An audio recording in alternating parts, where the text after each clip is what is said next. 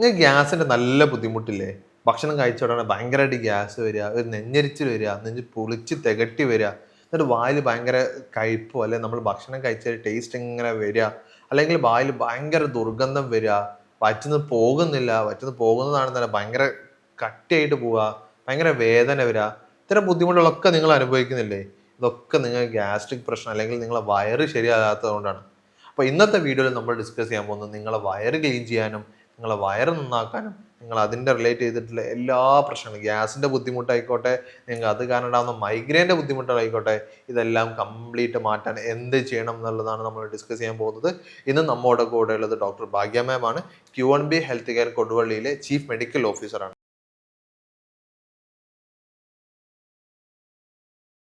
ഡോക്ടറെ, ഇപ്പോൾ ഒരുപാട് ആളുകൾ ഇപ്പോൾ ഡോക്ടറെ കണ്ട് ഒ പിയിൽ ഞാൻ പറയുന്നതിലേക്ക് അപ്പുറം ആളുകൾ എന്ത് ചെയ്യുന്നുണ്ടാവും, ഒ പിയിൽ വന്നിട്ടുണ്ടാവും. നമുക്ക് ഗ്യാസിൻ്റെ ബുദ്ധിമുട്ടാണ്, ഗ്യാസിൻ്റെ വേദനകൾ വരുന്നുണ്ട് എന്നൊക്കെ പറഞ്ഞിട്ടുള്ളത്. ശരിക്ക് എങ്ങനെയാണ് ഇപ്പോൾ ഡോക്ടറെ എടുത്തുന്ന പേഷ്യൻ്റ് എങ്ങനെയാണ് നോർമലി എന്തൊക്കെ പറഞ്ഞാണ് വരാറുള്ളത്?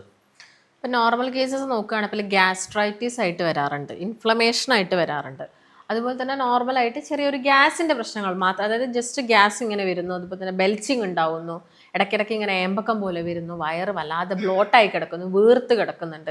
അതുപോലെ തന്നെ നേരത്തെ പറഞ്ഞ പോലെ തന്നെ പുളിച്ച് തേട്ടുക, ഒന്ന് ജസ്റ്റ് കിടക്കുമ്പോഴേക്ക് തന്നെ ഭക്ഷണം എല്ലാം വായിലോട്ട് വരുന്നൊരവസ്ഥ, അങ്ങനെ പല കണ്ടീഷനായിട്ട് വരാറുണ്ട്. അപ്പം ഇതെന്നൊക്കെ അവരുടെ ഒരു സിംറ്റം എന്ന് പറയുന്നത് ഒരു മെയിനായിട്ട് അവർ പറയുന്ന ഒരു കാര്യം ചിലപ്പോൾ മൈഗ്രെയിൻ തലവേദനയൊക്കെ ആയിട്ടാണ് പലരും വരുന്നത്. പിന്നെ ഒട്ടും സഹിക്കാൻ പറ്റാത്ത ഒരു കേസ് എന്ന് പറയുന്നത് ഈ നെഞ്ചരിച്ചിൽ വയറ്റിൻ്റെ അകത്ത് ഭയങ്കര പുകച്ചിൽ, എപ്പോഴും എന്തെങ്കിലും ഭക്ഷണം കഴിച്ചുകൊണ്ടിരിക്കണം, എത്ര കഴിച്ചിട്ടും വെയിറ്റ് കൂടുന്നില്ല, അങ്ങനെ പല കേസുകളായിട്ട് ഈ ഗ്യാസ്ട്രൈറ്റിസ്, അസിഡിറ്റി പ്രശ്നങ്ങളെല്ലാം തന്നെ മിക്സപ്പ് ആയിട്ട് നമ്മളെടുത്ത് കേസസ് വരാറുണ്ട്.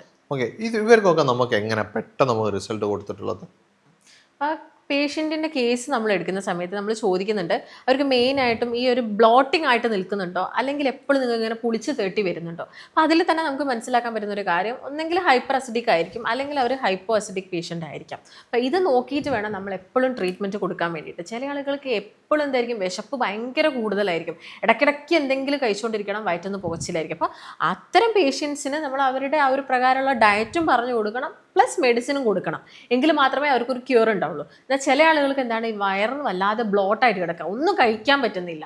അപ്പോൾ അത്തരം പേഷ്യൻസ് ഉണ്ട്, അവർക്കൊന്നും കഴിക്കാനേ പറ്റുന്നില്ല, ചെറിയ എന്തെങ്കിലും കഴിക്കുമ്പോഴേക്ക് തന്നെ വയറങ്ങ് തള്ളി വരുന്നു. അപ്പം അത്തരം ആളുകളുണ്ട്. അപ്പോൾ അതിൽ ഹൈപ്പോ അസിഡിക് ആണ്, അവരിൽ എന്താണ് ആസിഡ് പ്രൊഡക്ഷൻ കുറവാണെന്നാണ് മനസ്സിലാക്കുന്നത്. അപ്പോൾ അത് രണ്ടും മനസ്സിലാക്കിയിട്ട് വേണം നമ്മൾ ട്രീറ്റ്മെൻറ്റ് സ്റ്റാർട്ട് ചെയ്യാൻ. ഡോക്ടർ, ഇത്തരം ബുദ്ധിമുട്ടുകൾ ഇപ്പോൾ ഹൈപ്പോ ആണെങ്കിലും ഹൈപ്പർ അസിഡിറ്റി ആണെന്നുണ്ടെങ്കിലും ഇതിന് ട്രിഗറിങ് ഫാക്ടർ ഉണ്ടാവുമല്ലോ, അതെന്തായിരിക്കും? ട്രിഗറിങ് ഫാക്ടറിലുപരി അതിൻ്റെ ഒരു കോസാണ് നമ്മൾ പറയേണ്ടത്. അപ്പോൾ നമുക്ക് ഓൾറെഡി വന്നിട്ട് അതിനെ നമ്മൾ ട്രിഗർ ചെയ്യുന്നതല്ലല്ലോ, അപ്പോൾ നമ്മളിത് വരുത്തി വെച്ചതാണ്, നമ്മുടെ ലൈഫ് സ്റ്റൈലിൽ വന്ന ചേഞ്ചസ് കാരണം ഇങ്ങനെ ഒരു അസുഖം വരികയാണ് ചെയ്യുന്നത്. അപ്പം നമ്മൾ ഒരുപാട് ഭക്ഷണ രീതിയിൽ വന്ന മാറ്റങ്ങളാണ്. നിങ്ങൾ കറക്റ്റ് സമയത്ത് ഭക്ഷണം കഴിക്കാത്തത് വലിയൊരു പ്രശ്നമാണ്. നിങ്ങൾക്ക് അമിതമായിട്ട് സ്ട്രെസ് ഉണ്ടെങ്കിൽ നിങ്ങൾക്ക് ഈ ബുദ്ധിമുട്ട് വരാം. അതുപോലെ തന്നെ നിങ്ങൾ ഒരുപാട് കാലമായിട്ട് പെയിൻ കില്ലേഴ്സ് കഴിക്കുക, നിങ്ങളൊരു ഡോക്ടറിൻ്റെ പ്രിസ്ക്രിപ്ഷൻ ഇല്ലാതെ വേദന വരുമ്പോഴത്തേക്ക് വേഗം പോയിട്ട് എന്തെങ്കിലും മെഡിസിൻസ് വാങ്ങിയിട്ട് വേദന അങ്ങോട്ട് അമർത്തി വെക്കുക, ഇങ്ങനെ പെയിൻ കില്ലേഴ്സ് കഴിക്കുന്ന ആളുകളിൽ ഗ്യാസ്ട്രൈറ്റിസ് വരാം. അതുപോലെ തന്നെ ഞാൻ നേരത്തെ പറഞ്ഞ സ്ട്രെസ്സ് വലിയൊരു കാര്യമാണ്. അപ്പോൾ നിങ്ങൾക്ക് ഒരു അസുഖമില്ല, നിങ്ങൾ മരുന്ന് കഴിക്കുന്നില്ല, പക്ഷേ നിങ്ങൾക്ക് ഇടയ്ക്കിടയ്ക്ക് ടെൻഷൻ ഉണ്ട്, നല്ല ടെൻഷൻ വരുന്ന ആളുകളാണ്. ഇത്തരം ആളുകളിലൊക്കെ തന്നെ നമ്മൾ ഗ്യാസ്ട്രൈറ്റിസിൻ്റെ പ്രശ്നങ്ങൾ കാണാറുണ്ട്. അതുപോലെ തന്നെ ഫുഡ് സ്കിപ്പ് ചെയ്യുന്ന ആളുകൾ, കറക്റ്റ് സമയത്ത് ഭക്ഷണം കഴിക്കാതെ രാവിലത്തതും ഉച്ചക്കത്തതും എല്ലാം കൂടി രാത്രി കഴിക്കുന്ന ആളുകളുണ്ട്. ഇത്തരം ആളുകളിലും ഗ്യാസ്ട്രൈറ്റിസിൻ്റെ പ്രശ്നങ്ങൾ നമ്മൾ കൂടുതലായിട്ടും കാണാറുണ്ട്. ഓക്കെ, ഇപ്പോൾ ഡോക്ടറെ, ഇപ്പോൾ ഗ്യാസ് ഉള്ള ആളുകൾക്ക് നമ്മൾ ഡൈജസ്റ്റ് പ്രോ നമ്മുടെ ക്ലിനിക്കിൽ സ്ഥിരമായിട്ട് നമ്മൾ കൊടുക്കുന്ന ഒരു പ്രൊഡക്റ്റാണ്. ഇപ്പോൾ ഇതെങ്ങനെയാണ് അവർക്ക് ഇത്തരം ഗ്യാസുകൾ നമുക്ക് കംപ്ലീറ്റ് ആയി മാറ്റാൻ സാധിക്കല്? അപ്പോൾ ഈ ഒരു ഡൈജസ്റ്റ് പ്രോ എന്ന് പറഞ്ഞ പൗഡർ നമ്മൾ നോക്കുന്ന സമയത്ത് അത് കൂടുതലായിട്ടും ഈ മൈഗ്രെയിൻ ഹെഡേക്ക്, അതായത് ഗ്യാസ്ട്രൈറ്റിസ് അസോസിയേറ്റഡ് ആയിട്ട് വരുന്ന മൈഗ്രെയിൻ ഹെഡേക്ക്, കോൺസ്റ്റിപ്പേഷൻ, വയറ് അല്ലാതെ ഉറക്കുക, പ്രോപ്പറായിട്ട് ടോയ്ലറ്റ് പോകുന്നില്ല, അതുപോലെ തന്നെ നമ്മൾ ഭയങ്കര ഇങ്ങനത്തെ ബുദ്ധിമുട്ടുകളൊക്കെ വന്നു കഴിഞ്ഞാൽ ആൾ വളരെ മെൻ്റലി അങ്ങ് ഡൗൺ ആയി പോകും. അപ്പോൾ ഇത്തരം കണ്ടീഷനിലൊക്കെ നമുക്ക് കൊടുക്കാൻ പറ്റുന്ന ബെസ്റ്റ് ആയിട്ടുള്ളതാണ് ഈ ഡൈജസ്റ്റ് പ്രോ എന്ന് പറയുന്നത്. അപ്പോൾ അതിൻ്റെ അകത്ത് ഇൻഗ്രീഡിയൻസ് ഒക്കെ നമ്മൾ നോക്കുന്നുണ്ടെങ്കിൽ മെയിനായിട്ട് യഷ്ടിമത് വരുന്നുണ്ട്, ജീരകം വരുന്നുണ്ട്, കരിഞ്ജീരകം വരുന്നുണ്ട്, അതുപോലെ തന്നെ ക്ലോവ് വരുന്നുണ്ട്, പട്ട, ഇങ്ങനെയുള്ള ഐറ്റംസ് എല്ലാം തന്നെ ഇതിനകത്ത് വരുന്നുണ്ട്. ഇതെല്ലാം തന്നെ നമ്മൾ നോക്കുമ്പോൾ നല്ലൊരു ആൻറ്റി ഓക്സിഡൻറ്റ് റിച്ച് ആയിട്ടുള്ള കാര്യങ്ങളാണ് കൂടുതലും വരുന്നത്. അതുപോലെ തന്നെ നമ്മുടെ കുടലിൻ്റെ ആരോഗ്യത്തിനും വയറിൻ്റെ ആരോഗ്യത്തിനൊക്കെ മെച്ചപ്പെടുത്താനുള്ള മെയിനായിട്ടുള്ള ഔഷധങ്ങളാണ് ഇതിനകത്ത് വരുന്നത്. അതുകൊണ്ട് തന്നെയാണ് ഇത് നല്ല രീതിയിൽ ഗ്യാസ്ട്രൈറ്റിസ്, അസിഡിറ്റി പോലുള്ള പ്രശ്നങ്ങൾ, മൈഗ്രെയിൻ, ഹെഡേക്ക് ഒക്കെ കുറയ്ക്കുന്നതിന് സഹായിക്കുന്നത്. അപ്പോൾ അതുപോലെ തന്നെ നിങ്ങൾ ഡൈജസ്പ്രോനെ കുറിച്ച് കൂടുതലായിട്ട് അറിയണമെന്നുണ്ടെങ്കിലും ഇത് നിങ്ങൾക്ക് ലഭിക്കണമെന്നുണ്ടെങ്കിലും താഴെ നമ്പറിൽ കോൺടാക്ട് ചെയ്താൽ മതി. ഡോക്ടറുടെ കൺസൾട്ടേഷന് ശേഷം ഇതെങ്ങനെയാണ് ഉപയോഗിക്കേണ്ടതെന്നുള്ളതും നിങ്ങൾക്ക് വേണമെന്നുള്ളതൊക്കെ ഡോക്ടർ പറഞ്ഞു തരുന്നതാണ്. ഇപ്പോൾ ഡോക്ടറെ നമ്മളിപ്പോൾ പറഞ്ഞതിൽ നമ്മൾ ഇപ്പോൾ പല കാരണങ്ങളും നമ്മൾ പറഞ്ഞല്ലോ. ഇപ്പോൾ നമ്മൾ കഴിക്കുന്ന ഭക്ഷണങ്ങൾ പലതും നമ്മൾക്ക് ഗ്യാസിൻ്റെ പ്രശ്നങ്ങൾ ഉണ്ടാക്കുന്നുണ്ട്. ഇപ്പോൾ മെയിനായിട്ട് ഗ്യാസ് ഉണ്ടാക്കുന്ന ഭക്ഷണങ്ങൾ എന്തൊക്കെയായിരിക്കും? ഇപ്പം ഗ്യാസ് ഉണ്ടാകുന്ന ഭക്ഷണങ്ങൾ എന്ന് ചോദിച്ചു കഴിഞ്ഞാൽ നമ്മൾ ഈ കൂടുതലായിട്ട് കപ്പ കഴിക്കുന്നത്, അല്ലെങ്കിൽ നമ്മൾ തണുത്ത ഭക്ഷണം കൂടുതൽ കഴിച്ചാൽ തന്നെ നമുക്ക് ഗ്യാസിൻ്റെ പ്രശ്നങ്ങൾ ഉണ്ടാവും. അതുപോലെ തന്നെയാണ് ഈ മണ്ണിനടിയിൽ നിന്ന് കുഴിച്ചെടുക്കുന്ന ഐറ്റംസ്, ഈ കപ്പ, ചിലപ്പോൾ മധുരക്കിഴങ്ങ് കഴിച്ച് കഴിഞ്ഞാൽ, ഉരുളക്കിഴങ്ങ് കഴിച്ച് കഴിഞ്ഞാൽ എല്ലാം തന്നെ ചില ആളുകൾക്ക് ഗ്യാസ് ഉണ്ടാക്കാറുണ്ട്. അതുപോലെ തന്നെയാണ് പയർ, പരിപ്പ് വർഗ്ഗങ്ങൾ കൂടുതലായിട്ട് കഴിച്ചു കഴിഞ്ഞാൽ നമുക്ക് ഗ്യാസിൻ്റെ പ്രശ്നങ്ങൾ ഉണ്ടാക്കാറുണ്ട്. അപ്പം അതെന്ന് പറയുന്നത് ചിലപ്പം നിങ്ങൾ എല്ലാവരിലും എപ്പോഴും, അതായത് ഈ ഒരു പ്രശ്നം ഇങ്ങനെ നിൽക്കുക, ചെറുതായിട്ടൊന്ന് കഴിക്കുമ്പോഴേക്കും, അല്ലെങ്കിൽ ചിലപ്പോൾ നിങ്ങൾ ചൂടാക്കി കഴിക്കുന്നുണ്ടെങ്കിൽ അത്ര പ്രശ്നം ഉണ്ടാവില്ല. പക്ഷെ ഇങ്ങനെയല്ല, അസിഡിറ്റി അല്ലെങ്കിൽ നെഞ്ചരിച്ചിൽ പോലുള്ള പ്രശ്നങ്ങൾ അത് വേറെ തന്നെ ഒരു കാറ്റഗറിയാണ്. ഭക്ഷണങ്ങൾ നമ്മൾ ഈ ഫാസ്റ്റ് ഫുഡ്, കൂടുതൽ സ്പൈസി ആയിട്ടുള്ള ഐറ്റംസുകൾ, ഈ സോസേജ് അല്ലെങ്കിൽ സോസ് കൂടുതലായിട്ട് വരുന്ന ഫുഡുകളൊക്കെ കൂടുതലായിട്ട് കഴിക്കുന്ന സമയത്താണ് ഈ അസിഡിറ്റി പോലെയുള്ള പ്രശ്നങ്ങൾ ആളുകളിൽ കാണിക്കുന്നത്. അപ്പം ഗ്യാസ് വരുന്ന ഭക്ഷണങ്ങൾ എന്ന് പറയുന്നത് ഞാൻ ഈ പറഞ്ഞ കോമൺ ആയിട്ടുള്ള ഐറ്റംസുകളാണ്. പിന്നെ തണുത്തതൊക്കെ കഴിച്ചു കഴിഞ്ഞാലൊക്കെ പലരിലും ഗ്യാസ് കാണിക്കാറുണ്ട്. ഇപ്പോൾ അതുപോലെ തന്നെ നമുക്ക് പല ആളുകൾക്കും പറയാറുണ്ടല്ലോ, ഈ പുളിച്ച് തികട്ടി വരുന്നുണ്ട്, വായിൽ കയ്പ്പ് രസം വരുന്നുണ്ട്, അതെന്തുകൊണ്ടാണ് വരുന്നത്? അത് പ്രധാനമായിട്ട് നോക്കുകയാണെങ്കിൽ ഈ ഹൈപ്പർ അസിഡിറ്റി ഉള്ള ആളുകളിൽ, കൂടുതലായിട്ടും ആസിഡ് പ്രൊഡക്ഷൻ ഉള്ള വ്യക്തികളൊക്കെ ആണെങ്കിൽ അവർക്ക് ഭക്ഷണം പെട്ടെന്ന് ഒരു ആസിഡ് പ്രൊഡ്യൂസ് ചെയ്യുന്നത് കൊണ്ട് തന്നെ നിങ്ങൾ ചെറിയൊരു ക്വാണ്ടിറ്റിയിൽ ഇടയ്ക്കിടയ്ക്ക് ഫുഡ് കഴിക്കാനാണ് ഇത്തരം ആളുകളോട് പറയുന്നത്. അപ്പം നിങ്ങളൊരു ഗ്യാപ്പ് വന്നുപോയി. ഇപ്പോൾ രാവിലെ നിങ്ങൾ ബ്രേക്ക്ഫാസ്റ്റ് കഴിക്കാതെ ഉച്ചയൊക്കെ ആകുമ്പോഴാണ് നിങ്ങൾ കഴിക്കുന്നതെങ്കിൽ ഈ ഒരു സമയത്തിനുള്ളിൽ തന്നെ നിങ്ങൾക്ക് ആ ഒരു പുളിച്ച് തട്ടലും നെഞ്ചരിച്ചിലും ബേണിങ് ചെസ്റ്റൊക്കെ ആയിട്ട് നിങ്ങൾ കംപ്ലയിൻറ്റ് ചെയ്യാനുള്ള കാരണമുണ്ട്. ഇപ്പോൾ പല ആളുകൾക്കും നമ്മൾ കഴിച്ച ഭക്ഷണത്തിന് ടേസ്റ്റ് കിട്ടുന്നുണ്ട് എന്നുള്ളതാണ് പലപ്പോഴും കംപ്ലൈൻറ്റ് വരാനുള്ളത്. അത് ഇതുകൊണ്ട് തന്നെയാണോ? അത് ഈ ഒരു ഹൈപ്പർ അസിഡിറ്റി കേസ് കൊണ്ട് തന്നെയാണ്. അത് ഭക്ഷണം നമ്മൾ ചിലപ്പോൾ നിങ്ങൾ പോയി കിടക്കുന്ന പാടിയായിരിക്കും. അപ്പോൾ അത് ഒരിക്കലും നിങ്ങൾ ചെയ്യാൻ പാടില്ല. ഭക്ഷണം കഴിച്ചിട്ട് പോയി കിടക്കാനേ പാടില്ല. പെട്ടെന്ന് തന്നെ ഈ ഒരു ഫുഡ് നമ്മൾ തിരിച്ച് നമ്മുടെ ഈ ഒരു വായ ഭാഗത്തോട്ടൊക്കെ വരാനുള്ള ചാൻസസ് കൂടുതലാണ്. അതുകൊണ്ട് ആ ശീലങ്ങളൊക്കെ നിങ്ങൾ ഒഴിവാക്കുക. പിന്നെ ഈ ചായ, കോഫിയൊക്കെ അമിതമായിട്ട് കഴിക്കുന്നതും ഇത്തരം പ്രശ്നങ്ങളോട്ട് ലീഡ് ചെയ്യാറുണ്ട്. ഇപ്പോൾ പല ആളുകളും ചെയ്യുന്ന, അല്ലെങ്കിൽ നമ്മളോട് പണ്ട് കാലം മുതലേ പറയുന്ന ഒരു കാര്യമാണ് ഭക്ഷണം കഴിച്ചോടത്തന്നെ കുളിക്കാൻ പാടില്ല എന്നുള്ളത്. ഭക്ഷണം കഴിച്ച ഉടനെ കുളിച്ചാൽ എന്താണ് സംഭവിക്കുക? ഇപ്പം ആയുർവേദപരമായിട്ട് പറയുകയാണെങ്കിൽ നമ്മുടെ ബോഡിയിൽ ജഡരാഗ്നി ഉണ്ട്, അതായത് ഡൈജസ്റ്റീവ് ഫയർ ഉണ്ട്.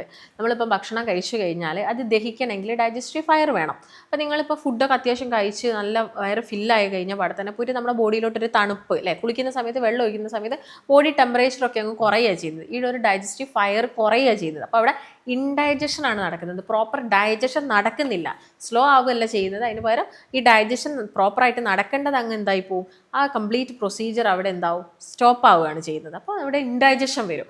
അതിൻ്റെ ഭാഗമായിട്ട് ഈ ബാക്ടീരിയൽ ഗ്രോത്തും കാര്യങ്ങളും, സിബോ പോലുള്ള കണ്ടീഷൻസ് ഒക്കെ വരാനുള്ള ചാൻസസ് ഉണ്ട്. ഇപ്പോൾ നമ്മൾ ഇപ്പോൾ ഭക്ഷണം കഴിച്ച് പല ആളുകൾക്കും പറയുന്ന കാര്യമാണ്, രാത്രി ലേറ്റായിട്ട് ഭക്ഷണം കഴിച്ച് കിടന്നാലൊക്കെ പിറ്റേന്ന് വായ്പുണ്ണ് വരുന്നൊരു പ്രശ്നങ്ങൾ പറയാറുണ്ട്. അല്ലെങ്കിൽ പലപ്പോഴും ഗ്യാസിൻ്റെ ബുദ്ധിമുട്ട് വന്നിട്ട് വായ്പുണ്ണ് വരുന്ന ബുദ്ധിമുട്ട് വരാറുണ്ട്. അതെന്തുകൊണ്ടാണ്? വായ്പുണ്ണ് വരുന്നതിനുള്ള ഒരു പ്രധാനപ്പെട്ട കാരണം എന്താ വെച്ച് കഴിഞ്ഞാൽ ഇൻഡൈജഷൻ തന്നെയാണ്. അതായത് പ്രോപ്പറായിട്ട് നമ്മുടെ ബോഡിയിൽ ഡൈജഷൻ നടക്കുന്നില്ല, ഈ ഭക്ഷണങ്ങളൊന്നും ദഹിക്കുന്നില്ല. അപ്പോൾ നമ്മുടെ ശരീരത്തിനകത്ത് ആസിഡ് പ്രൊഡക്ഷനും ഉണ്ടാകുന്നുണ്ട്. അപ്പോൾ ഇങ്ങനെ ഒരു ഹൈപ്പർ അസിഡിക് കണ്ടീഷൻ ആവുന്ന സമയത്തൊക്കെ ഗ്യാസ്ട്രൈറ്റിസിലോട്ട് ലീഡ് ചെയ്യാം. അതായത് നമ്മുടെ സ്റ്റൊമക്ക് ലൈനിങ്ങിലൊക്കെ എന്തായിരിക്കാം, ചെറിയ ചെറിയ പൊട്ടലും കാര്യങ്ങളൊക്കെ വരാം. അതാണ് എന്താവുന്നത്, പുണ്ണായിട്ട് മാറുന്നത്. ചിലപ്പോൾ നിങ്ങളുടെ വായയിൽ ഈ ഡൈജഷൻ സ്റ്റാർട്ട് ചെയ്യുന്ന പോയിന്റിൽ തന്നെ നിങ്ങൾക്ക് ആ ഒരു പുണ്ണ് ഫോർമേഷൻ ഉണ്ടാവാം, ഒരു അൾസർ ഫോർമേഷൻ ഉണ്ടാവും. ഇതാണ് വായ്പുണ്ണെന്ന് പറയുന്നത്. ഇതേ സെയിം കാര്യം നിങ്ങളുടെ വയറ്റിനുള്ളിൽ നടക്കാം. നിങ്ങൾ ശ്രദ്ധിക്കാതെ പോയി കഴിഞ്ഞാൽ നമ്മുടെ വയറ്റിലും വരാനുള്ള ചാൻസസ് ഉണ്ട്. ഈ വായ്പുണ്ണിൻ്റെ വിഷയം സംസാരിച്ച സമയത്ത് ആളുകൾ പൊതുവേ ചോദിക്കുന്ന ഒരു ക്വസ്റ്റ്യൻ ആണ്, ഇത് വായിലുണ്ടാവുന്ന ഈ പുണ്ണ് പോലെ ഉണ്ടാവുന്നത് ശരിക്കും വായ്പുണ്ണ് മാത്രമാണോ അല്ലെങ്കിൽ ക്യാൻസർ ആണോ എന്നുള്ളത്. അതെങ്ങനെയാണ് നമ്മൾ ലക്ഷണങ്ങൾ മനസ്സിലാക്കാൻ പറ്റുക? അപ്പോൾ വായ്പുണ്ണൊക്കെ ആവുന്ന സമയത്ത് നിങ്ങൾക്കത് വായിൽ ഒറ്റയൊന്നായിട്ട് വന്ന് അത് കുറച്ച് ദിവസത്തിനുള്ളിൽ അതങ്ങ് സബ്സൈഡ് ചെയ്ത് പോകും. നമ്മൾ ഭക്ഷണ രീതികളും നന്നായിട്ട് വെള്ളം കുടിക്കുകയും പ്രോപ്പറായിട്ട് ഉറങ്ങുകയൊക്കെ ചെയ്യുന്നുണ്ടെങ്കിൽ അതങ്ങ് ക്ലിയർ ആയിട്ട് പോകും. എന്നാൽ ഇതൊരു ക്യാൻസർ സ്റ്റേജിലോട്ടൊക്കെ പോകുന്നുണ്ടെങ്കിൽ ചിലപ്പം അത് കുറേ ദിവസത്തോളം അവിടെ തന്നെ സ്റ്റേ ചെയ്യാനുള്ള ചാൻസസ് ഉണ്ട്. അതുപോലെ തന്നെ അതിൻ്റെ എഡ്ജസിലൊക്കെ ചേഞ്ചസ് വരാനൊക്കെ ഉള്ള ചാൻസസ് ഉണ്ട്. അപ്പോൾ നിങ്ങൾ ഒരിക്കലും അത് നെഗ്ലക്റ്റ് ചെയ്യരുത്. അതായത് ഒരു 3 days അല്ലെങ്കിൽ ഒരു 1 വീക്കിൻ്റെ മുകളിലായിട്ട് കിടക്കുന്നുണ്ടെങ്കിൽ നിങ്ങൾ നിർബന്ധമായിട്ട് ഒരു ഡോക്ടറിൻ്റെ അഡ്വൈസ് എടുക്കുന്നതാണ് എപ്പോഴും നല്ലത്. ഇപ്പോൾ അതുപോലെ തന്നെ ആളുകൾ അനുഭവിക്കുന്ന ഒരു പ്രശ്നമാണ് വായ് നാറ്റം. പലപ്പോഴും പല്ലിൻ്റെ പ്രശ്നങ്ങളൊന്നുമില്ല, നല്ലപോലെ ബ്രഷ് ചെയ്യുന്നുണ്ട്, എന്നിട്ടും ഡോക്ടറെ പുറത്തിറങ്ങാൻ പറ്റുന്നില്ല, ഭയങ്കര സ്മെല്ലാണ് വായിൽ നിന്നെന്ന് പറയാറുണ്ട്. അതെന്തുകൊണ്ടാണ് നാറ്റം വരുന്നത്? അത് അവരുടെ ഗട്ട് ഹെൽത്ത് ശരിയല്ലാത്തത് കൊണ്ടാണ്. നമ്മുടെ ഗട്ട് ഹെൽത്ത് ശരിയായിട്ടില്ലെങ്കിൽ നമുക്ക് പ്രോപ്പറായിട്ടുള്ള ഒരു ഡൈജഷൻ നടക്കൂല. ഇങ്ങനെ പ്രോപ്പറായിട്ടുള്ള ഡൈജഷൻ നടക്കുന്നില്ലെങ്കിൽ നമ്മുടെ വായിലൊക്കെ ഒരുപാട് ബാക്ടീരിയകളുണ്ട്. അതായത് നമ്മുടെ വായിൽ തന്നെയാണ് ഡൈജഷൻ സ്റ്റാർട്ട് ആവുന്നത്. അപ്പോൾ ഈ ബാക്ടീരിയകൾ എന്ത് ചെയ്യും? ഒരു ഗ്യാസ് പ്രൊഡ്യൂസ് ചെയ്യുന്നുണ്ട്. ഈ ഗ്യാസ് പ്രൊഡ്യൂസ് ചെയ്യുന്നതിൻ്റെ ഭാഗമായിട്ട് വരുന്നതാണ് ആ ഒരു ബാഡ് ബ്രത്ത് അല്ലെങ്കിൽ ഒരു ബാഡ് സ്മെല്ല് എന്ന് പറയുന്നത്. അപ്പോൾ നമ്മുടെ ഡൈജഷൻ എവിടെ നിന്ന് ക്ലിയർ ചെയ്യണം? നമ്മുടെ വായിൽ നിന്ന് തന്നെ. പല ആളുകളും ഭക്ഷണം കഴിക്കുമ്പോൾ ചവച്ചരയ്ക്കാതെ അങ്ങ് പെട്ടെന്ന് വിഴുങ്ങിയിടുന്നൊരു സ്വഭാവമുണ്ട്. അപ്പം അതൊക്കെ നിങ്ങൾ മാറ്റി നിർത്തിയിട്ട് വളരെ പതുക്കെ ഭക്ഷണം ആസ്വദിച്ച് ചവച്ചരച്ചിട്ട് കഴിക്കാൻ വേണ്ടിയിട്ട് നോക്കണം. അതുപോലെ തന്നെ ഈ ഭക്ഷണ ഡൈജഷൻ നടക്കണമെങ്കിൽ വെള്ളം കുടിക്കണം. അതായത് ഇൻ ബിറ്റ്വീൻ നിങ്ങൾ കുടിക്കേണ്ട, കുറച്ച് കഴിഞ്ഞിട്ട് ഫുഡ് കഴിച്ച് കുറച്ച് കഴിഞ്ഞതിന് ശേഷം നന്നായിട്ട് വെള്ളം കുടിക്കുകയും വേണം. അതുപോലെ തന്നെ ഫൈബർ റിച്ച് ആയിട്ടുള്ള ഭക്ഷണങ്ങൾ ഉൾപ്പെടുത്തണം.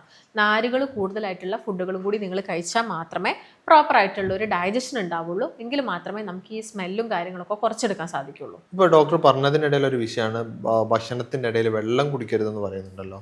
ഇപ്പോൾ ഭക്ഷണത്തിൻ്റെ ഇടയിൽ വെള്ളം കുടിച്ചാൽ എന്താണ് പ്രശ്നം വരുന്നത്? ഓൾറെഡി നമ്മൾ കഴിക്കുന്ന ഭക്ഷണം എന്ന് പറയുന്നത് എന്താണെങ്കിലും കുറച്ച് ഹെവി ആയിരിക്കും. കാർബോഹൈഡ്രേറ്റും എല്ലാം വരുന്നതാണ്. അപ്പോൾ അതിൻ്റെ ഉള്ളിൽ കൂടി നമ്മൾ വെള്ളം കൂടി കൊടുക്കുന്ന സമയത്ത് ഈ ഡൈജഷൻ വല്ലാതെ സ്ലോ ആവുകയും അല്ലെങ്കിൽ ഇതിൻ്റെ കംപ്ലീറ്റ് ആയിട്ടുള്ളൊരു ഇൻഡൈജഷൻ സ്റ്റേജിലോട്ട് ഇത് മാറും. ഒന്നെങ്കിൽ നിങ്ങൾ ഭക്ഷണം കഴിക്കുന്നതിൻ്റെ ഒരു 15 മിനിറ്റ് മുൻപായിട്ട് വെള്ളം കുടിക്കണം. അങ്ങനെയാണെങ്കിൽ നമുക്കൊരു ഓവർ ഈറ്റിംഗ് ഒക്കെ കുറച്ചെടുക്കാനും സാധിക്കും. ഇല്ലെങ്കിൽ ഭക്ഷണം കഴിച്ച് കഴിഞ്ഞ് ഒരു 15 മിനിറ്റ് കഴിഞ്ഞതിന് ശേഷം മാത്രമേ വെള്ളം കുടിക്കാൻ പാടുള്ളൂ. അതൊന്ന് സെറ്റിലായതിനു ശേഷം മാത്രമേ നിങ്ങൾ അവിടേക്ക് ഒരു വെള്ളത്തിൻ്റെ ഇൻപുട്ട് കൊടുക്കാൻ പാടുള്ളൂ. ഓക്കെ.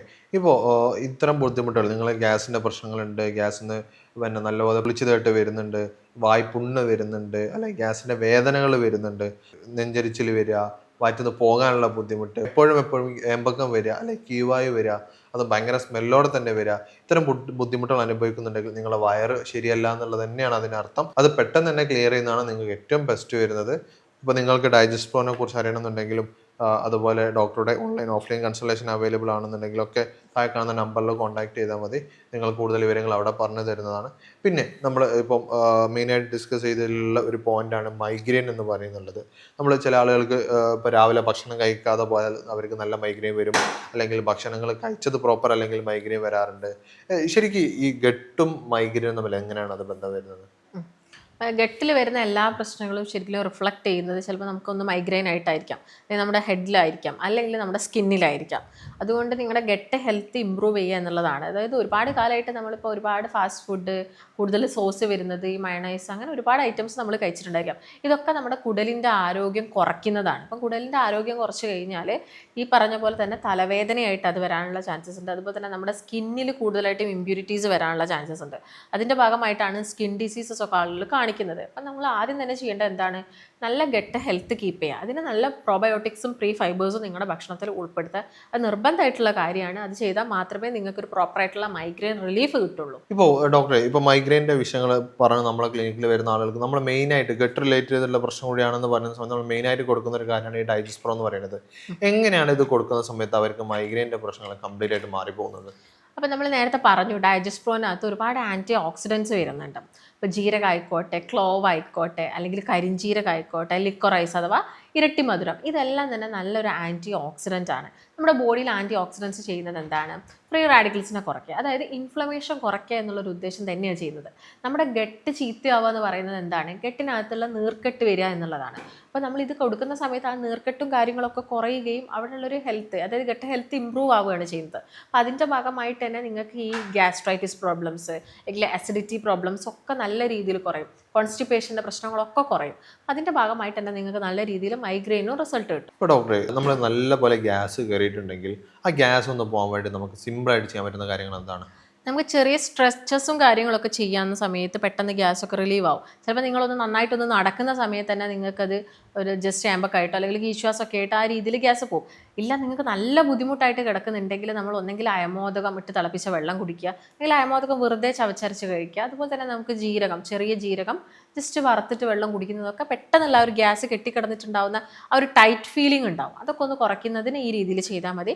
അല്ലെങ്കിൽ ഇപ്പോൾ നിങ്ങൾ എന്തെങ്കിലും ഫുഡ് കഴിച്ചിട്ട് നിങ്ങൾക്ക് ഗ്യാസ് കയറി ഇരിക്കുകയാണെങ്കിൽ നമുക്കൊരു വെളുത്തുള്ളി വേണമെങ്കിൽ ഒന്ന് ജസ്റ്റ് ചുട്ടിട്ട് കഴിക്കുന്നതും ഗ്യാസിൻ്റെ പ്രശ്നങ്ങളൊക്കെ കുറയ്ക്കുന്നതിന് സഹായിക്കും. ഓക്കെ, ഇപ്പോൾ ഡോക്ടറെ നമ്മൾ ഈ ഗ്യാസിൻ്റെ പ്രശ്നം കംപ്ലീറ്റ് മാറ്റണം എന്നുണ്ടെങ്കിൽ നമുക്ക് ഭക്ഷണ കാര്യത്തിൽ നമ്മൾ എന്തൊക്കെയാണ് നമ്മൾ ഇൻക്ലൂഡ് ചെയ്യേണ്ടത്, അതുപോലെ തന്നെ എന്തൊക്കെയാണ് ഒഴിവാക്കേണ്ടത്? ഗ്യാസ് നല്ല രീതിയിൽ മാറണമെങ്കിൽ നിങ്ങൾ ആദ്യം കറക്റ്റ് സമയത്ത് ഫുഡ് കഴിക്കണം. അതായത് രാവിലെയും ഉച്ചയ്ക്ക് രാത്രിയൊക്കെ കറക്റ്റ് സമയത്ത് ഫുഡ് കഴിക്കണം. ഇല്ലെങ്കിൽ ഇടവേളകളിലായിട്ട് ചെറിയ ക്വാണ്ടിറ്റിയിൽ ഭക്ഷണം കഴിക്കാൻ വേണ്ടിയിട്ട് നിങ്ങൾ പ്രത്യേകം ശ്രദ്ധിക്കണം. അതുപോലെ തന്നെ അത് ഭക്ഷണത്തിനകത്ത് കൂടുതൽ ഫൈബേഴ്സ്, നാരുകൾ നല്ല രീതിയിൽ ഉൾപ്പെടുത്തണം. പിന്നെ ചില ആളുകൾക്ക് കൂടുതൽ നാരുകളൊക്കെ എടുക്കുന്ന സമയത്ത്, ഇൻസോല്യൂബിളൊക്കെ ആയിട്ടുള്ള നാരുകളൊക്കെ എടുക്കുന്ന സമയത്ത് ലൂസ് മോഷനൊക്കെ ആയിട്ട് മാറാറുണ്ട്. അപ്പം അത്തരം ഫുഡുകൾ ഉണ്ടോ എന്ന് നിങ്ങൾ നോട്ട് ചെയ്തിട്ട് അത് മാറ്റി വെക്കേണ്ടതുണ്ട്. അല്ലാതെ നിങ്ങൾക്ക് നാരുകൾ കൂടുതലായിട്ട്, അതായത് ഫൈബേഴ്സ് വേണം. അതായത് ഈ ബാക്ടീരിയകൾ, നല്ല ബാക്ടീരിയൻ്റെ ഗ്രോത്ത് കൂട്ടിയെടുക്കണമെങ്കിൽ നല്ല ഫൈബേഴ്സ് അത്യാവശ്യമാണ്. കാരണം അതെന്ന് പറയുന്നത് ശരിക്കും ഒരു ഫെർട്ടിലൈസറാണ്. നല്ല ഫൈബേഴ്സാണ് ഈ ബാക്ടീരിയൻ്റെ ഗ്രോത്ത് കൂട്ടുന്നത്. അപ്പോൾ നമ്മൾ എന്ത് ചെയ്യണം? ഫൈബേഴ്സ് കൂടുതലായിട്ടുള്ള പഴങ്ങളും പച്ചക്കറികളും ബ്രൗൺ റൈസും ഒക്കെ തന്നെ നിങ്ങളുടെ ഭക്ഷണത്തിൽ കൂടുതലായിട്ടും ഉൾപ്പെടുത്താം. പിന്നെ ഞാൻ നേരത്തെ പറഞ്ഞു, പഴങ്ങളും പച്ചക്കറികളും എല്ലാം തന്നെ നമുക്ക് നല്ല രീതിയിൽ തന്നെ കഴിക്കാവുന്നതാണ്. വെള്ളം നന്നായിട്ട് കുടിക്കാം. അത് നമുക്ക് ഈ ഒരു ഡൈജഷൻ ഹെൽപ്പ് ചെയ്യും. അതായത് പ്രോപ്പർ ഡൈജഷന് നമ്മൾ നന്നായിട്ട് വെള്ളം കുടിച്ചാൽ മാത്രമേ അത് ക്ലിയർ ആയിട്ട് നടക്കുകയുള്ളൂ. ഇത്തരം കാര്യങ്ങളാണ് നിങ്ങൾ മെയിനായിട്ട് ശ്രദ്ധിക്കേണ്ടത്. പിന്നെ സ്പൈസി ഫുഡുകൾ, അതുപോലെ തന്നെ കാരം കൂടുതലായിട്ട് വരുന്ന അപ്പക്കാരം, ബേക്കിംഗ് സോഡ, ഇതൊക്കെ കൂടുതലായിട്ട് വരുന്ന ഐറ്റംസുകളൊക്കെ ഒന്ന് ഒഴിവാക്കാൻ വേണ്ടിയിട്ട് നോക്കുക. ഇപ്പോൾ നിങ്ങളും ഇത്തരം പ്രശ്നങ്ങൾ അനുഭവിക്കുന്നുണ്ടെങ്കിൽ, നല്ലപോലെ ഗ്യാസ് കയറുന്നുണ്ട്, ഗ്യാസ് കയറുന്ന സമയത്ത് ഭയങ്കര വേദന വരിക, പൊളിച്ച് തികട്ടി വരിക, നല്ല തലവേദന വരുന്നുണ്ട്, അല്ലെ പിന്നെ നമുക്ക് ഏമ്പൊക്കെ വരിക, കീവായിൻ്റെ പ്രശ്നങ്ങൾ വരിക, വായ്പുണ്ണ് വരിക, അല്ലെങ്കിൽ വായിൽ ദുർഗന്ധം വരിക, ഇത്തരം പ്രശ്നങ്ങൾ അനുഭവിക്കുന്നുണ്ടെങ്കിൽ ആദ്യം നമ്മൾ ചെയ്യേണ്ടത് നമ്മളെ വയറ് ക്ലീൻ ചെയ്യുക എന്നുള്ളതാണ്. വയറ് പ്രോപ്പർ ആക്കുക എന്നുള്ളതാണ്. അതിന് നമുക്ക് ഡൈജസ്റ്റ് പ്രോപ്പ് ഭയങ്കര ഹെൽപ്പ് ചെയ്യുന്നുണ്ട്. നമ്മളെ ഗട്ടിലുള്ള ഇൻഫ്ലമേഷൻ നല്ലപോലെ കുറയ്ക്കുന്നുണ്ട്. കൂടുതൽ വിവരങ്ങൾ അറിയുന്നുണ്ടെങ്കിൽ താഴെക്കാവുന്ന നമ്പറിൽ കോൺടാക്ട് ചെയ്താൽ മതി. അപ്പോൾ ഇത്തരം പ്രശ്നങ്ങൾക്ക് നിങ്ങൾ ഡോക്ടറുടെ കൺസൾട്ടേഷൻ വേണമെന്നുണ്ടെങ്കിൽ താഴെക്കാവുന്ന നമ്പറിൽ കോൺടാക്ട് ചെയ്യുക. ഓൺലൈനായിട്ടും ഓഫ്ലൈനായിട്ടും കൺസൾട്ടേഷൻ അവൈലബിൾ ആണ്. ഇപ്പോൾ നിങ്ങൾക്ക് എന്തെങ്കിലും ഇതിൽ പറഞ്ഞ സംശയങ്ങൾ ഉണ്ടെങ്കിൽ താഴെക്കാവുന്ന നമ്പറിലേക്കോ താഴെ കമൻ്റായിട്ടോ ചോദിക്കാവുന്നതാണ്. മറ്റൊരു വീഡിയോ ആയിട്ട് നമുക്ക് വീണ്ടും കാണാം. നമ്മളോട് കൂടെ ഇന്നുള്ളത് ഡോക്ടർ ഭാഗ്യമയമാണ്. Q&B ഹെൽത്ത് കെയർ കൊടുവള്ളിയിലെ ചീഫ് മെഡിക്കൽ ഓഫീസറാണ്.